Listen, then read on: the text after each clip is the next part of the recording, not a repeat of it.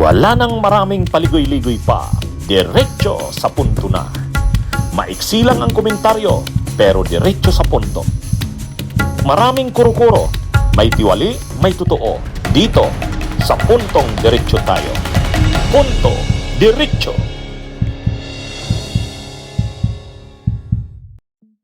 Oh, kita nyo na, sabi ko na, gagamitin ng mga DDS at sa kanila Mike Defensor itong mga obispo na to. O, di ba? Hindi ako nagkamali niyan eh. Nagkamali kasi si Bishop itong si Bishop Ephraim Tindero. Hindi ko alam kung anuhan siya, naisahan siya dito o ano eh. Ano ba kasing nangyari? Alam naman natin na yung 18 na yan na ex-Marines nung nagpa-notaryo ng kanilang sinumpaang salaysay, yung joint affidavit nila, mayroong nakapirma doon na witness. Ang nakapirmang witness doon, si Bishop Ephraim Tindero. Bishop Ephraim Tindero. Ngayon, itong si Bishop Ephraim Tindero, nagiging controversial ngayon kasi pinapatawag siya ng NBI. Pero pinapatawag siya ng NBI, hindi naman dahil sa sangkot siya doon. Hindi naman yun.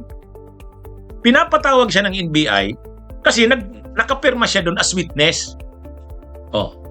Ngayon, ginagamit na issue na ngayon ng mga DDS yan. Sabi ng mga DDS, pati ba naman obispo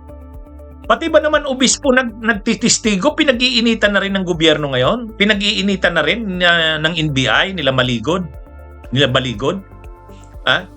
Yan yung issue. Ngayon, hindi sumipot si Tindero. Tapos, naglabas ngayon ng statement yung iba pang mga bishop, mga obispo at saka mga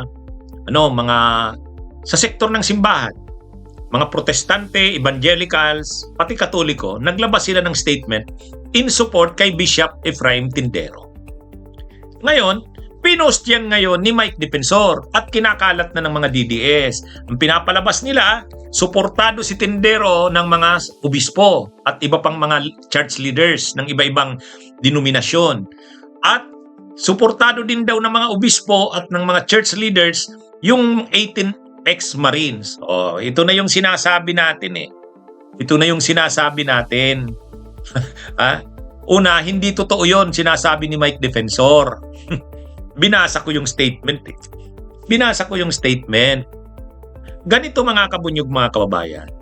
Si Bishop Ephraim Tindero, ito kasing mga bishops na to, itong mga obispo na to, tulad nito ni Most Reverend Roberto Gaa, DD, Diocese of Novaliches, Most Reverend Gerardo A. Alminaza, President of Caritas Philippines, Diocese of San Carlos, Most Reverend Jose Colin M. Bagaforo, DD, Chair, Episcopal Commission on Inter-Religious Dialogue, Most Reverend Noel A. Pantuha, National Director, PCEC, Miss Minnie Ann Matacalog, General Secretary, NCCP, Reverend Father Antonio E. Labao Jr., Father Albert N. Delbo, PhD, MAPSA, Imam Ebrahim Moxer, ICPI, Reverend Father Wilmer Joseph Estrella, PhD, ALCNT, Imam Alim Nagib Taher, Grand Mufti of NCR. Anyway, ano ba itong mga nakapirma na ito dito sa Statement of Support? So ang laman ng Statement of Support ganito.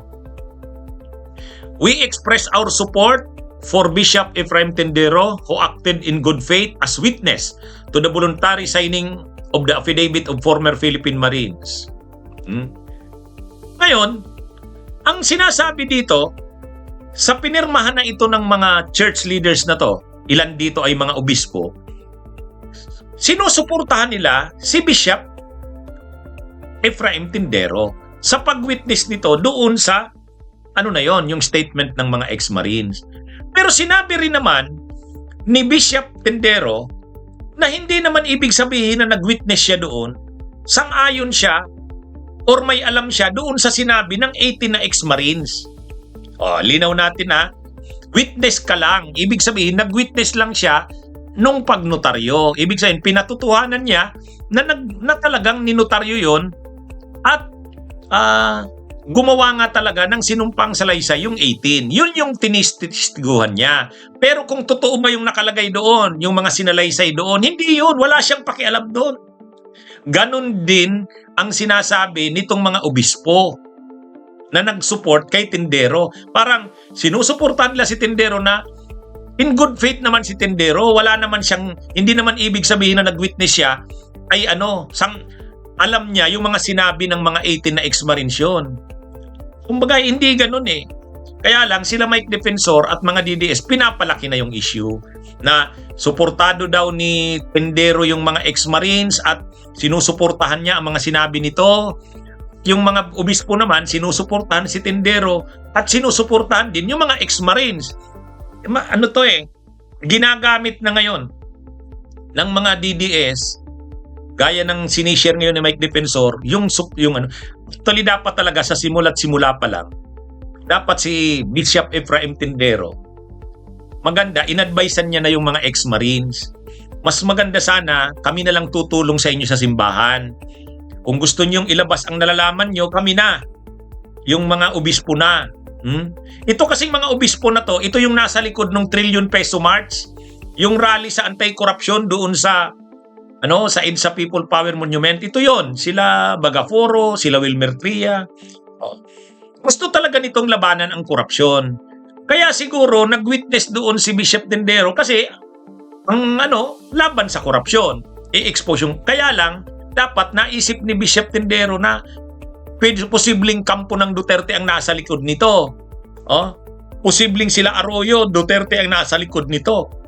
At kung sila Mike Defensor ang nasa likod nito, ay baka magamit siya or magamit ang simbahan. Dapat naisip yun. Ay ito na nung nangyayari. Ginagamit na ng mga DDS. Bagamat hindi naman ganon. Hindi naman suportado ng mga obispo yung mga sinabi ng ex-marines. Ibig sabihin, naniniwala sila doon. Ibang bagay yun. Pwedeng suportado ng mga obispo na imbestigahan yung ex-marines para talagang ma-verify kung totoo yung mga sinabi nila. Pwedeng ganon. Pero yung sabihin na naniniwala sila doon sa sinabi ng ex-marines, hindi, walang ganon. Kaya lang, yun na yung pinapalabas ngayon ng mga DDS. Yan na yun. Ay syempre, gagamitin nilang propaganda yan. Yan yung malungkot na nangyayari ngayon dyan. Mas maganda sana kasi, ginaid ni Bishop Tindero yung mga ex-marines. Kami nang bahala sa inyo. Huwag na kayo dyan kay Defensor kasi mamamarkahan kayo dyan na Duterte kayo. Pero kung sa amin, talagang totoong anti-corruption lang ang issue. Ibig sabihin, para lang talaga kayo sa bayan. Ang malala ngayon, kahit si Bishop Tindero, nagagamit na nila Mike Defensor ng mga DDS. Ganon din itong mga bishops na to, nagagamit. Gamitan yan eh. Yan. Anyway, linilinaw ko lang kung anong nangyari dyan. Kasi nakita ko yung post ni Mike Defensor eh. Ginagamit na nga at kinakalat na ng mga DDS. Bunyog, halikan na kasama ka. Bunyog, kapag buklod ay may pag-asa. Luzon, Visayas, Mindanao, isa ang pananaw. Sa bagong Pilipinas ang bunyog isisigaw. Bunyog, bunyog.